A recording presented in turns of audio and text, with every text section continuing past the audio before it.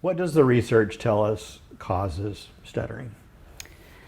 Well, the cause, we know that it's neurophysiological. When I say that, people want to know, and we also know that it's genetic, but they want to know where in the brain is this happening?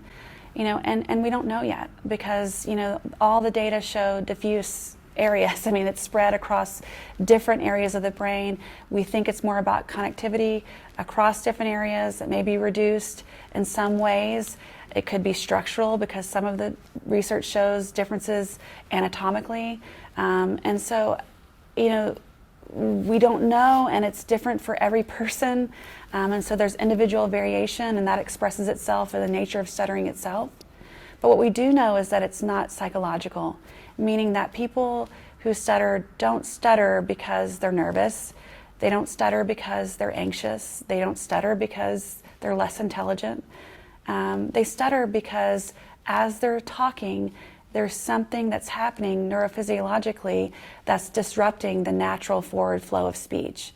Now, if you start out your speech that way, and the people around you react to that in a way that says that's not okay, and or if you start out talking that way and you yourself have the meta-awareness that you sound different than everyone else, which children as young as 2.5 actually can provide that insight, then it begins to impact how you feel about your speech, how you feel about your ability to communicate. And everything that we do at the Blank Center is to counteract that, to not let that infiltrate their system, so that you don't get your stuttering compounded by reactive stuttering that is psychological in nature, that is driven by psychological factors, and so that you don't get the communication attitude that is driven by psychological factors as well. Is it at all like the phenomenon of overdriving your headlights, in which your brain is simply generating ideas faster than your mouth can keep up? I think that's probably the best way to say it, but what I want to make sure is clear is that people who stutter know what they want to say.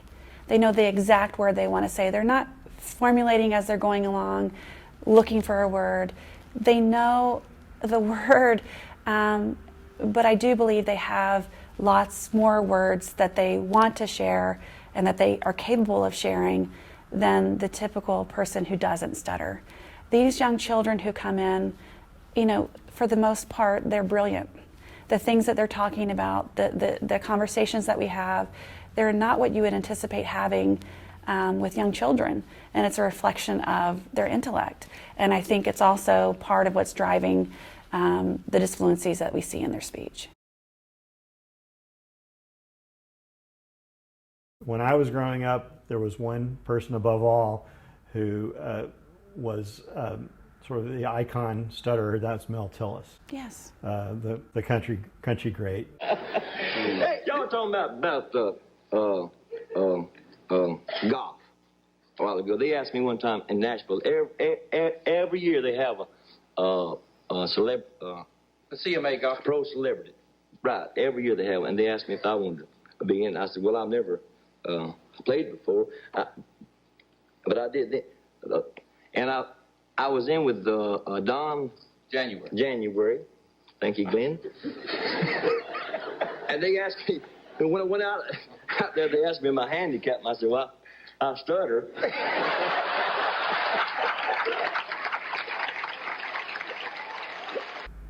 My thoughts about Mel Tillis was, just when you said that, I thought of, here comes that old stuttering boy himself, and so in that way, he let people know in the introduction, that he does stutter. So that's a form of self-disclosure.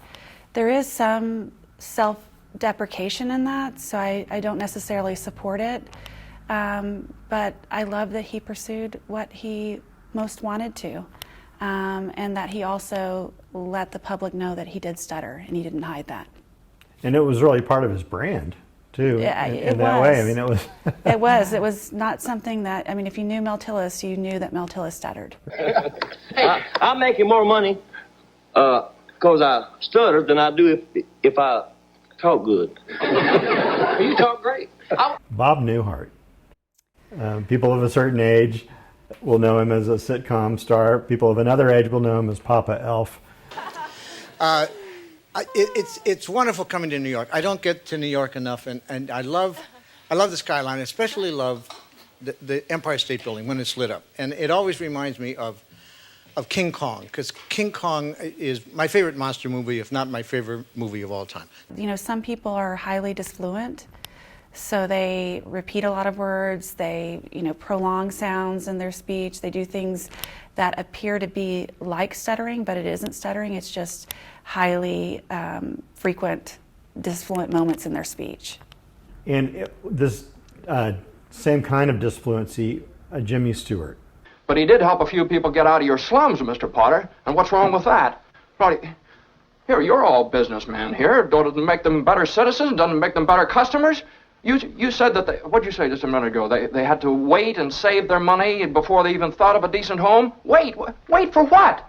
Until their children grow up and leave them? Until they're so old and broken down that do you know how long it takes a working man to save $5,000?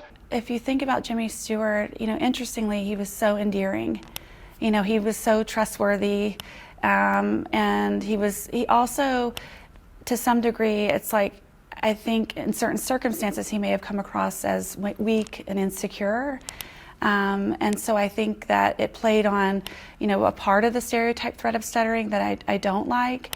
But I think his earnest nature sort of shined through, and that's what we would hope for anyone. Last on my list is President Biden.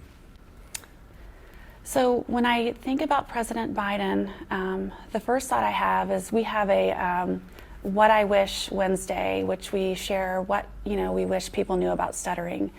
And I think it was 9 years ago, an 8-year-old boy wrote, what I wish the world knew is that people who stutter are kinder and smarter than people who don't stutter, and they can even be president one day. And you know, that was a wonderful foreshadowing. It's so valuable to have someone in the highest office also be someone who stutters. But my hope is that in that role, President Biden will talk about overcoming stuttering in a way that doesn't exclude people who are still stuttering but have learned to live their life fully and still stutter on every word.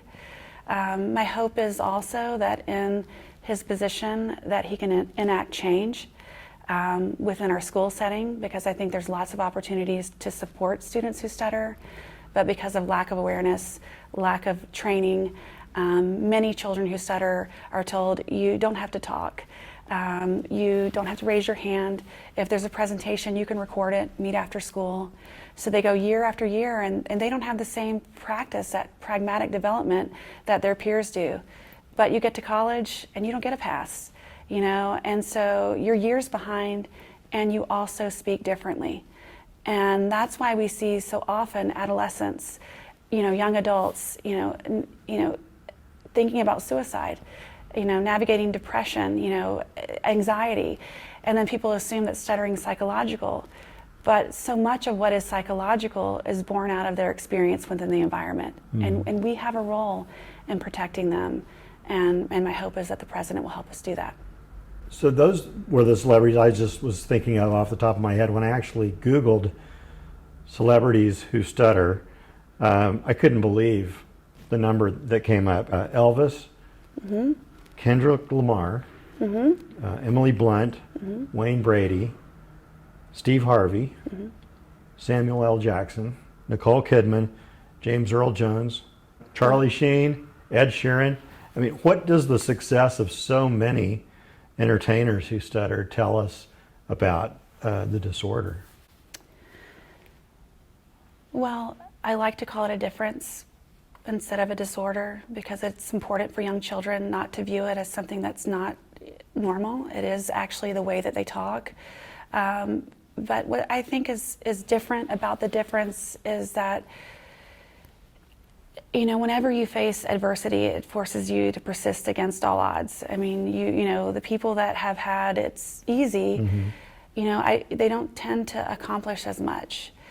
I could add many more people to that list, and what I hope to add to that list is more people who stutter openly, because, you know, you see a lot of these people who are famous who stutter, and young children are looking at them, but they don't provide them an example of what stuttering actually looks like. And a lot of times they actually provide false information about stuttering because they themselves have received substandard care and training. And so we're working towards, creating celebrity partnerships where they can actually stutter openly, share information about stuttering that's accurate, and be examples of being disfluent, stuttering, and achieving your dreams. So I'm guessing that photo printing is a significant line item within your budget. Well, That's great. I mean, it's amazing. It's like the best wallpaper ever, right? I know. I'm slightly OCD, kind of neurotic, if you can tell. But the thing is that for me, it's a way of saying thank you. Thank you. I learned something from you. These are two young men actually who were at our first camp in Belgium. And Oh, wow. and I have video of them actually saying "Hook 'em horns." Oh, nice. Okay, In and so that's Flemish? really important. Yes, yes. Well, they actually say everything in Flemish up to "Hook 'em horns" because you should only say it that way. It's the universal. Hallo, ik ben Mejoep en dit is Wout. Wij gaan nu een tof van een beetje vertellen over het kamp stotteren. Ik vind het zelf heel fijn, maar ik weet niet van wat mijn groep ervan vindt. Heel leuk. Zeker moet er 100% aan meedoen. Het is top. En nu doen we nog de mascotte uit Amerika. Shout-out naar Who Horns! It seems to me that some people who stutter believe that stuttering is not a problem and that the real problem is in society. That society thinks it's a problem. It's the stigma. To what extent are you, even you said you don't like the word overcome, you don't like the word disorder. To what extent are you giving people tools to, can I say improve their stuttering or to deal with their stuttering? And to what extent are you just trying to destigmatize stuttering in society? Well, it kind of goes hand in hand because the more that we can enforce what I refer to as our care model, which, no, I guess pun intended, I hope to be the standard of care, is to teach people who stutter as young as 3 years of age how to communicate effectively and understanding that, communication is not defined by fluency, to teach them how to advocate for themselves. As parents, we want to protect our children from any type of hurt, any type of embarrassment, but we can't be there with them everywhere. And unfortunately, they will face ignorance. And so we have to teach them how to advocate for themselves, to share about stuttering. The other part is building their resiliency. People often say, well, if they're 3 and they might outgrow it, what if, why are we telling them that they stutter? Why don't we just wait and see, by age 7 if they've outgrown it? And I say, well, what's wrong with teaching them about what's happening right now?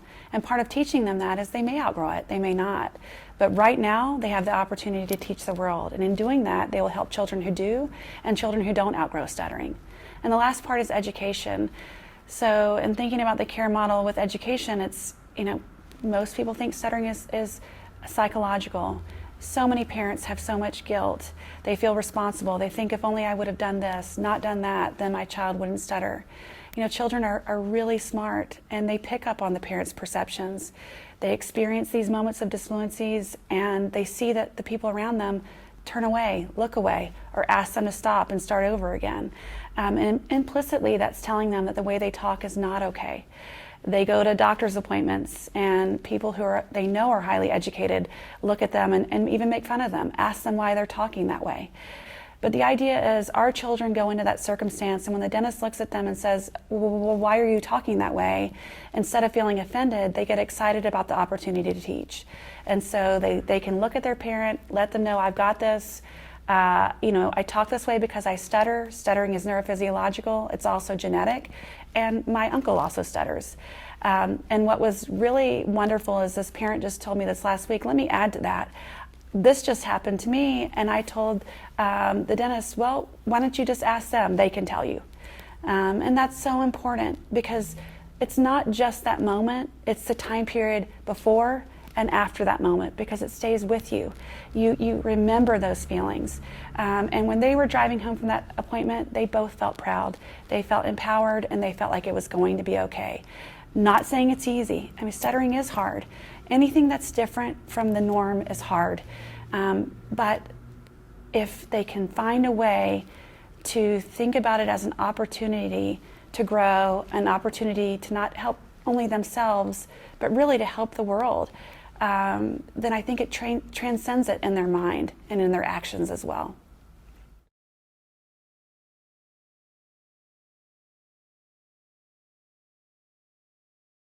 What is our best guess as to what percentage of the population stutters? Well, people say 1% of the world's population. I believe it's much higher than that.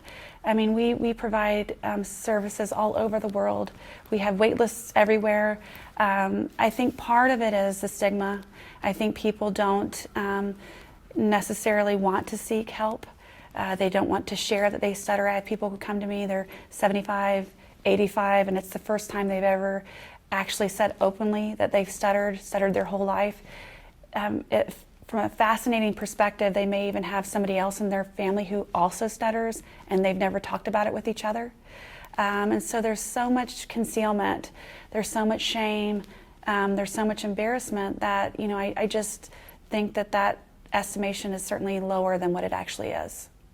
And if it's neurophysiological, obviously it would happen in all languages. And it does. We've worked in over 15 languages. Wow. And it's so exciting. And, you know, one of my more recent memories was we completed a programming in Belgium, and it was entirely in Flemish. And watching the families and seeing the participants, and, you know, I obviously have a translator there, but seeing the results, you know, show the same degree of effectiveness across cultures and languages is really something that's difficult to put into words. We just provided programming in Malta, all in Maltese.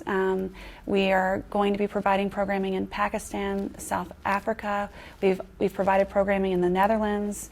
We've provided programming in Egypt. We've provided programming in Nigeria. I mean, I could continue. I mean, it goes on. And what we see is stuttering is universal. The impact is universal. Yeah, there are some subtleties, differences across cultures, but it presents itself across the languages that you speak. The shame is there. The desire to speak fluently is there. The stigmatization is there, maybe to different degrees across cultures. And the impact of the care model is the same. We started talking about Mel Tillis, and famously he did not stutter when he sang. Mm-hmm. I wonder if tonal languages that are sort of sung in a way, if they stutter less. No, there is not a prevalence difference of stuttering in tonal languages. So, and the reason for that is it's an interesting point that you make. Mel Tillis did not stutter because he was using a different part of his brain for singing, which is where the tone comes in. Mm-hmm. And if you think about it too, he didn't make up the words as he was singing along. So everything is pre-planned. When Mandarin speakers are speaking spontaneously, they are stuttering in Mandarin, and if they speak English, they're stuttering in English as well. Now, if a Mandarin speaker sings, they will not stutter, because again, they'd be pre-programming the tones that they would be actually producing. And so the whole processing in terms of, you know, speech and language is entirely different than when you're having natural, spontaneous speech. Other things I've read in which, circumstances in which people who stutter or don't stutter are when they're talking to their pets. Yes. Or when they're talking to young children. Is that true? It is true. I mean, let's say it's not true for every single person who stutters, but I'll give you the reason why it's more often than not that they don't. When's the last time you actually had a bi-directional exchange with your animals? Plus, when you're talking to your animal, there's a different kind of cadence to your speech. You tend to talk in a different voice, and so there's a novelty effect to that. With young children, the propositionality, like the meaningfulness of the exchange, tends to be a lot less pressure filled. The cognitive demand on you is a lot lower. And all of those things reduce the likelihood that you will stutter when you're speaking with them. So it's low stakes. Low stakes. In both of those cases. In both of those cases, very low stakes, typically. So Yes. there is a psychological component to stuttering. Yes. If that's true, right? That's the stress level would make it worse. Well, you could look at it that way, but again, think about your language structure when you're talking with a baby and you're talking with a pet. You don't have long utterances that are grammatically, syntactically complex. You're not using, words that hold high meaning, right? I mean, your semantics are very low. I mean, so it's not, you could argue that it's stress, but I would argue that really what it is more than that. It's the cognitive demand. Everything is simplified. Everything is simplified, yes, in terms of what you have to plan to say. When you say we, you're talking about the Blank Center. Yes. And the Blank Center is headquartered here at UT, but Yes. also exists in all these other places in Atlanta, and then does the international work. Do I have it right? Yes, presently we have 2 brick and mortar centers, right? So with the leading center, the hub being at the University of Texas at Austin, because where else is better for it to be? And then we have Atlanta, which is our first of many satellites to come. And what's really remarkable is we have people centered across the world who are so dedicated to scaling up our programming. And they're doing it at no cost. I mean, they're volunteering to provide our manualized protocol to the people that they serve. We also provide telehealth services ourselves across all of our centers. So as much as we can create a national and international impact, we are doing and we are continuing to do every day. So tell me a little about this person here. That is Arthur Blank.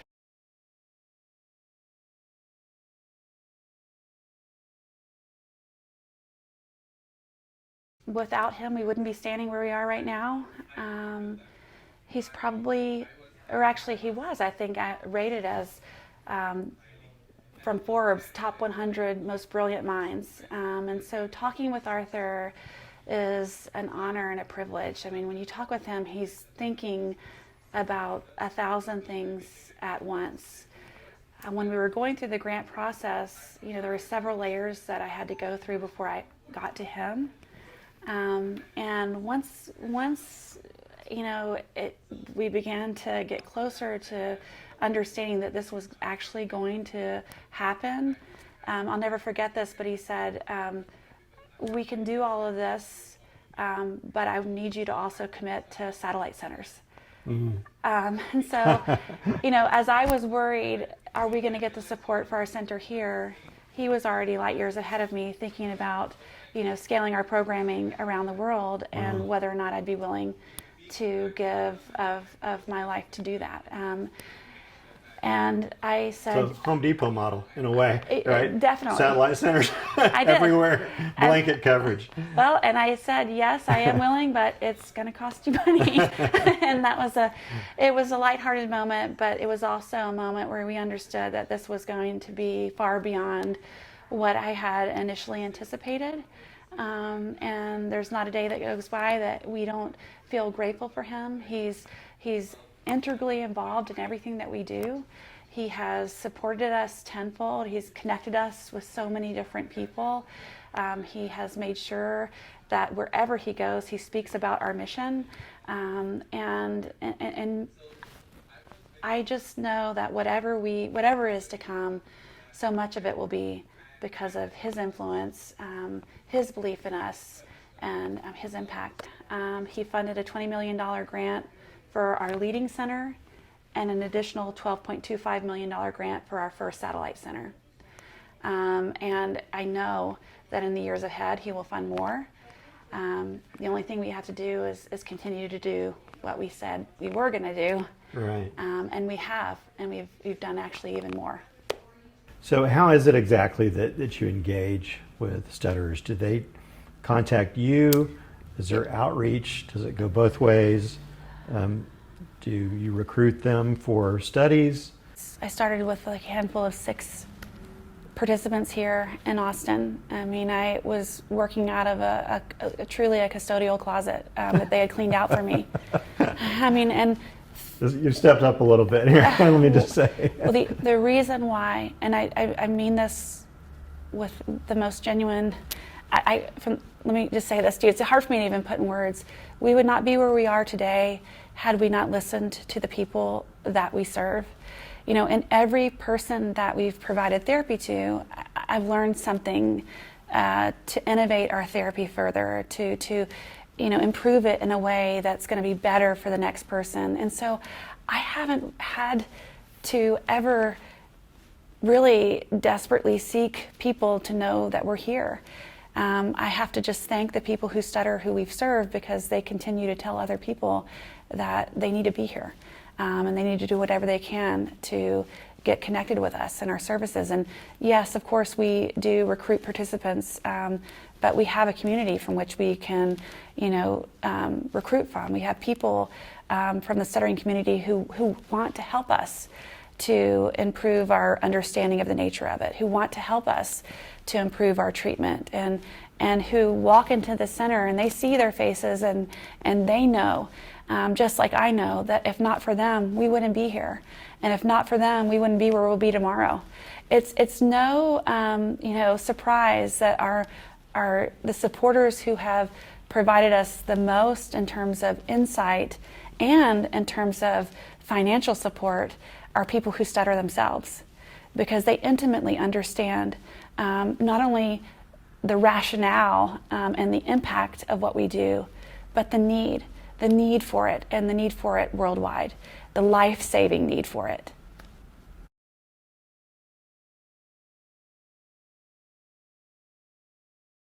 How did you become interested in this subject?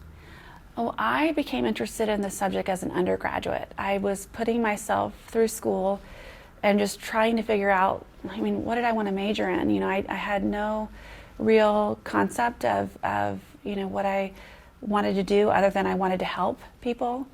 And I was at a small teaching college in Louisiana, and I was fortunate to have an experiential learning course where we provided therapy to people who had strokes. We provided therapy to children with Down syndrome and autism, children with receptive language differences, and then we also provided therapy to people who stutter. And I was assigned one 13-year-old boy who stuttered, and he was so smart, so hardworking, and you know, did everything that I asked him to do, but his stuttering persisted. And my supervisor at the time told me that he was a teenager, and you know, this is typical of teens. He's telling you he's practicing, but he really isn't. And so you get him to record himself. And so sure enough, he did, brought him in every day. And then she said, you know, I think he needs to stop therapy right now. He's just not ready for it. And I had to communicate that to him. And I remember he cried, and he was angry, and he looked at me like, I've done everything you said I could do. I don't understand, you know. I think in that moment, not really consciously, but subconsciously, I knew I wasn't doing the right thing, but I didn't know what the right thing was. And so it just set me on a path to specialize in stuttering. And I went on to pursue my master's in a place where I could receive focused guidance in the area, and then my doctorate as well. And then I did a postdoc here at the University of Texas for the NIH, and that just, you know. I truly believe there's so many things about this that my personal faith tells me that this is not, it's so far beyond. I mean, we talk about celebrities. I didn't say this, but you know, Shaquille O'Neal is supporting us, which I think is like, to me, he's so kind, he's so funny, he's so talented and so smart, and he's such a wonderful role model for kids and adults. I mean, I thank God every day. And he's just 1,000% down with everything that we do. And in fact, he says, I've tried everything. I've tried everything. Your treatment is the one. It's the number one. And so it's like, Okay, yeah. in a nutshell, what is that treatment? The treatment is the care model. It's advancing communication, advocacy, resiliency, and education. When you can communicate effectively, advocate meaningfully, when you can navigate adversity with resiliency, and when you are the most knowledgeable person about stuttering in the room, you can achieve your dreams. So what has been his involvement? You say he's 1,000% down. He created a video for us. So he even created a call to action. Dream, speak, live, and give. He's given us his name. He's given us his promise to show up at every event that we have. We have a celebrity golf tournament that's happening in Atlanta. Another wonderful example of support from someone in the media eye is Christian Bezudenhout, who is, he stutters to a high frequency, which is such a blessing. Shaq is more to a low frequency, and that's okay. It's good to get the continuum. But Christian, you hear him speak, there's no way for you to not hear his stuttering. And when Christian was young and living in South Africa, he was taught that he started to stutter because he drank rat poison from a Coke can at the age of 2. But the reality is stuttering runs within his family. He has a stuttering because it's neurophysiological. He's learned so much about stuttering through working with us, and now he is dedicating, every opportunity in his life to raise funds for our mission so that we can reach more people. In addition to having an annual golf tournament in the United States, he's launching one in South Africa, as well as Camp Dream Speak Live in South Africa. And it's just been an extraordinary blessing, and with their help and hopefully with more people. Wayne Brady has also provided messaging for us. More people. We want people who stutter, who are in the popular media, who can talk about their stuttering, who aren't afraid to show it, who can talk about overcoming in the framework of overcoming can mean you still stutter. We need their voice. Children need their role model, and so do adults. And so that's what we're hoping to have more of. Is treatment for stuttering something that's widely covered by insurance? No, it is not. And there are people who are actively working towards raising funds to cover third-party reimbursement for people who stutter. And I applaud that effort. I don't want to discount it, but I think it's not the first step, because free therapy that's substandard is not therapy we want anyone to have.